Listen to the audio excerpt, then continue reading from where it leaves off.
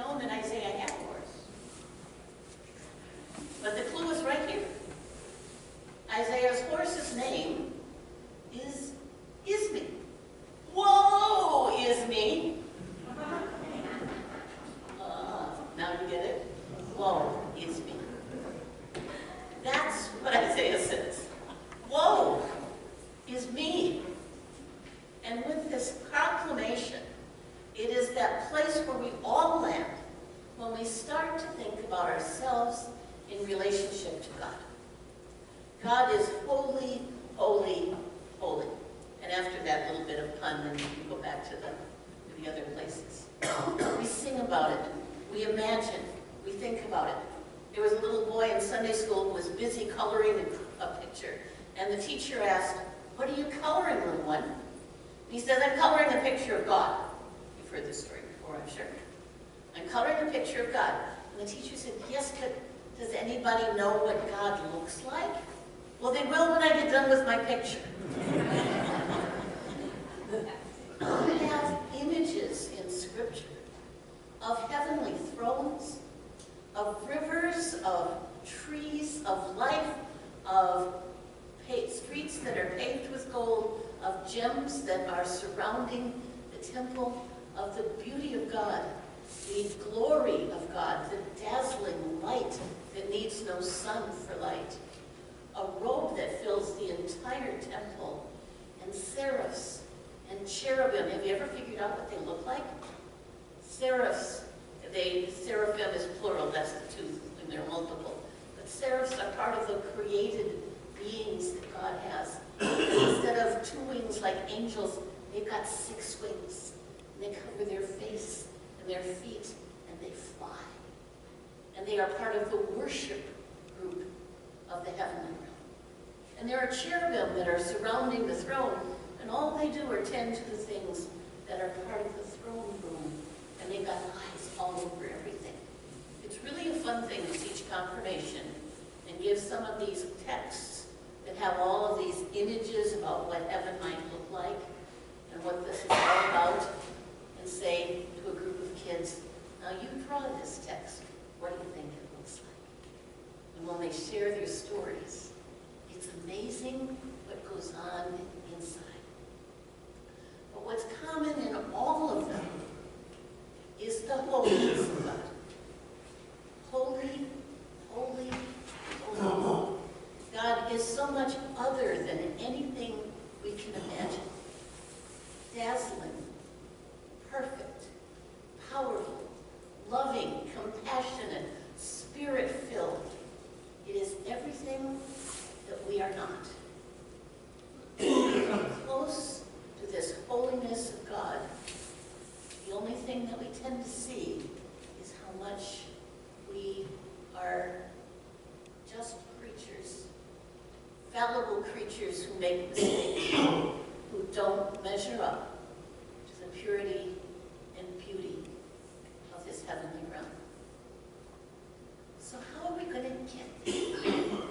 How are we going to have a place in the saints in light when all we can say to ourselves is, "Woe is me. I am an unclean person, a person who doesn't measure up." I love this story that's in Isaiah because it is a vision, an experience that Isaiah had about the glory of God.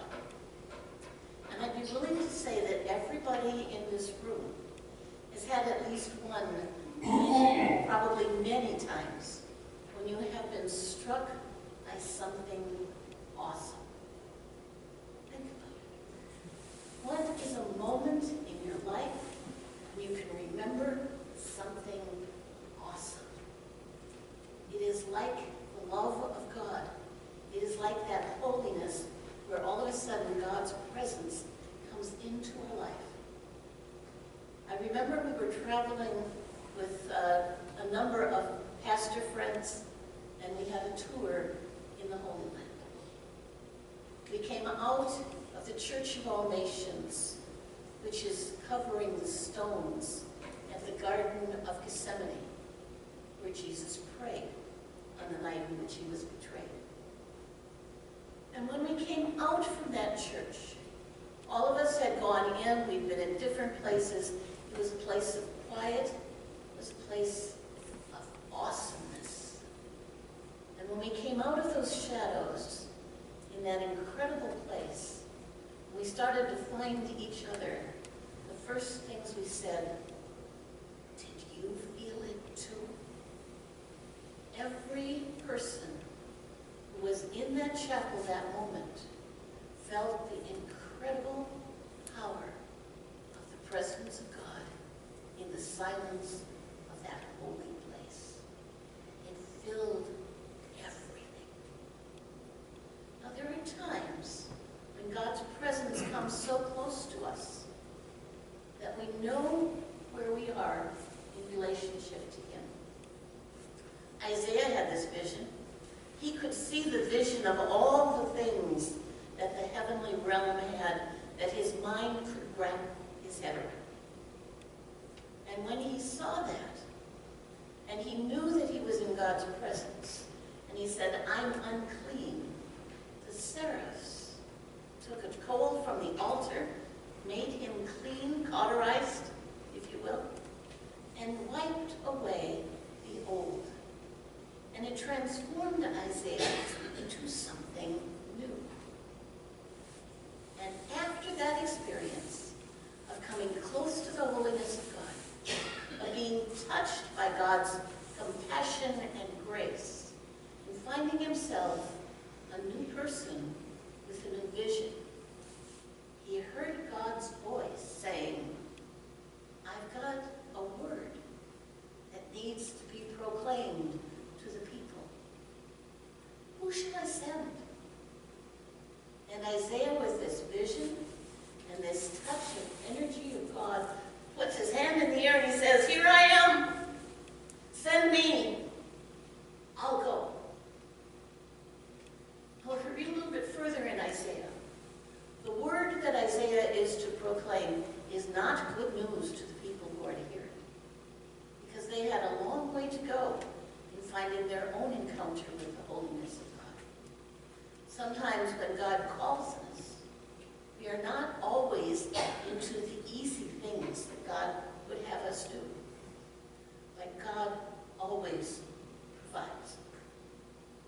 There's a famous missionary, Kagawa, and when he was ready to answer God's call, he said in a prayer, send me anywhere, God, only go with me.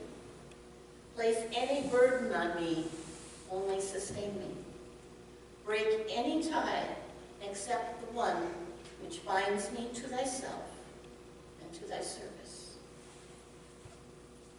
So now we come to the other key lesson tonight.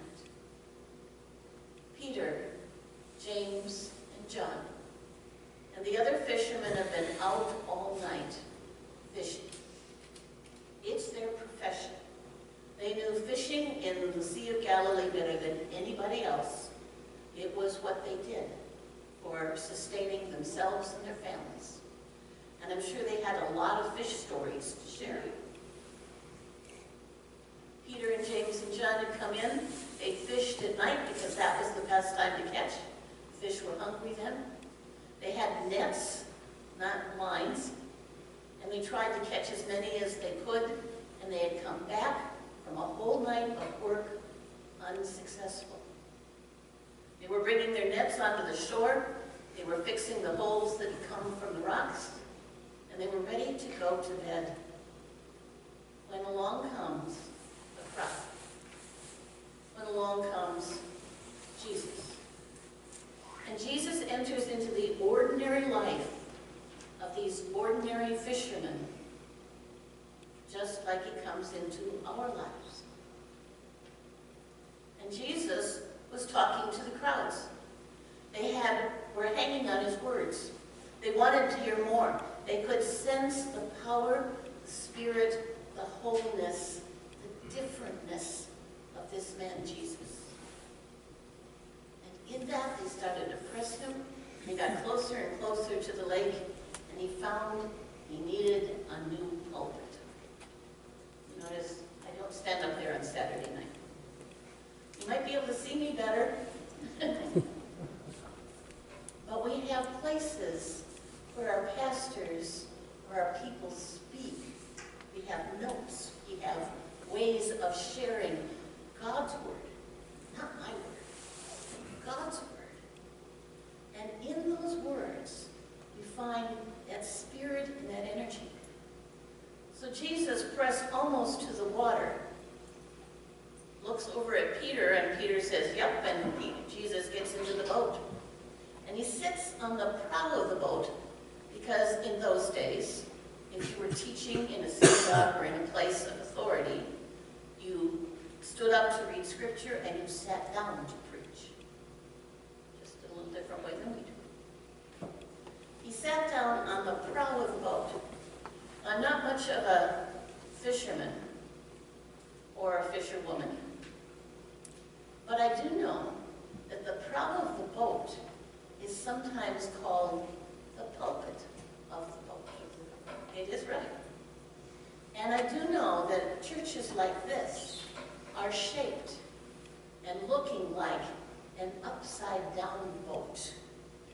Imagine this turned upside down. There is a reason we call it the nave, which is the word for navy, a boat. The church is a community of people afloat. And we are in God's boat. And when he speaks, sometimes the boat rocks a little bit. So Jesus gets in the pulpit of the boat and begins to teach. And finally, when he is done, and the people begin to go away for a break, Jesus says to Peter, "Let out your ship again. Take your boat out into the deep water and come with me." And Peter uses the word that all of us want to do when we come close to the glory of God. You know what the word is? But. We've heard it. You've uttered it. I'm sure if any of us had asked you to volunteer to be president of the congregation, you could say, "But," no matter what it is, we have our needs and our things. And Peter, like so many of us, went back to his old experience, which is what but does. And but says, "In the past, I went out and I fished and I was there all night, and there just aren't any fish out there right now. Maybe tomorrow will be better or next week, but not now. I just came in." "But," says Peter, "since you say so, Master," and he recognizes Jesus as a person of authority and power, "I will go, and I will let down the nets." And so the but also faces forward. It takes those excuses that we have from behind, where it says, in our past experience, there is nothing that would lead us to believe that any of this is going to work. But I'll try. He goes with Jesus, and he tries. So he lets down the nets, and of course the nets are filled to overflowing.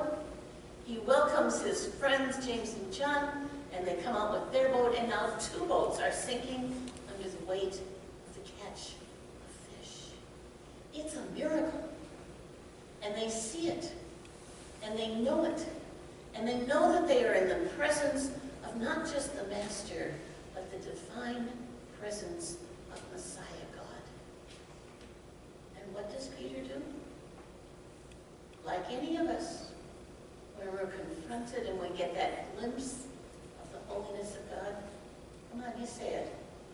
Woe is me. I'm a person that's a sinner. I don't deserve to be here in this presence. You are so much more than anything I can ever understand or know. And Jesus says, "Come."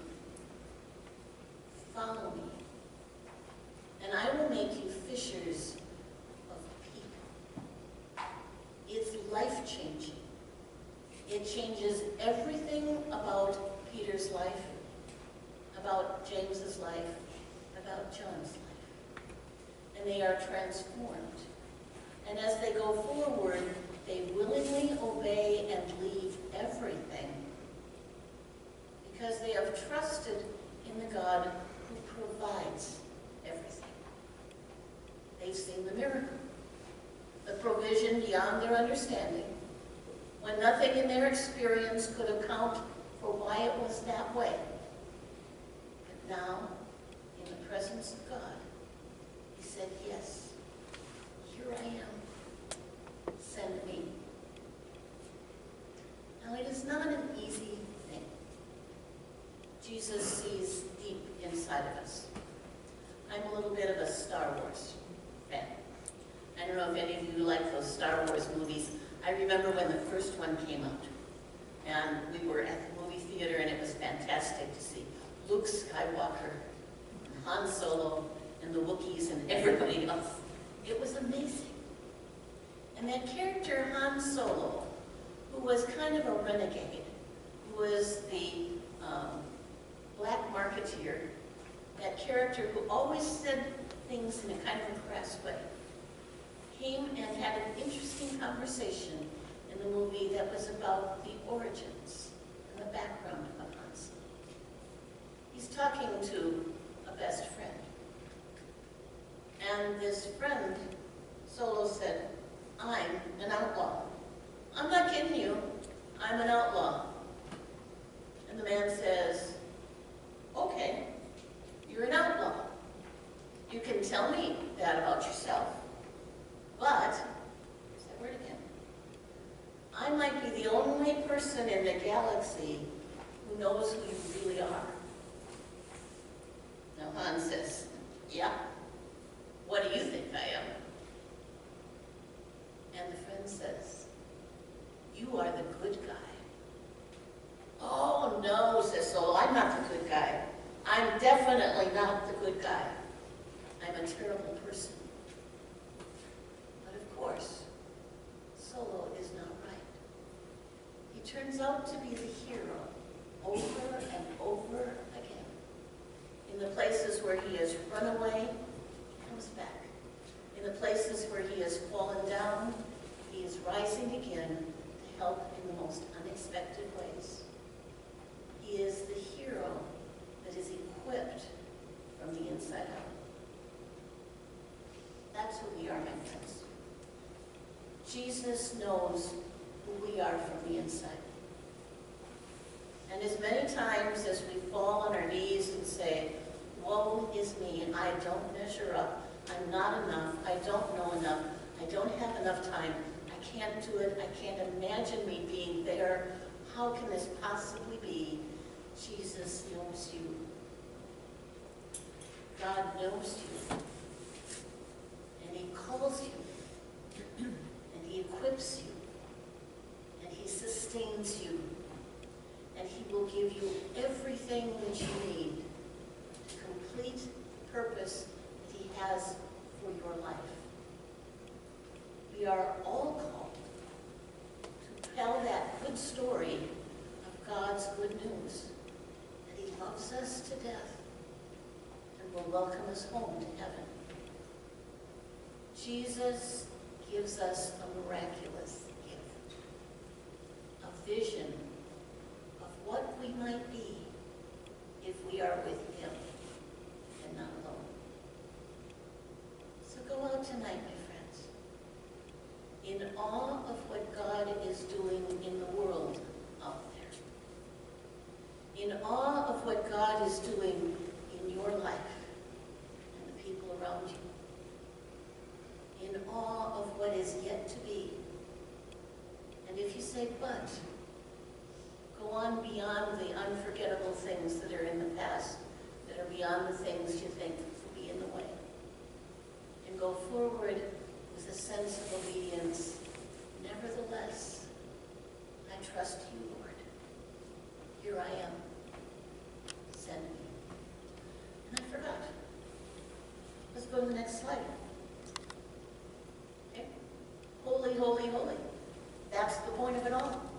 we become holy Jesus. That's the last thing. There's a beautiful hymn. You know what? My faith looks up to thee. Remember the words? My faith looks up to thee, thou Lamb of Calvary, Savior divine. Now hear me while I pray. Take all my guilt away, and let me from this day be holy. He makes us holy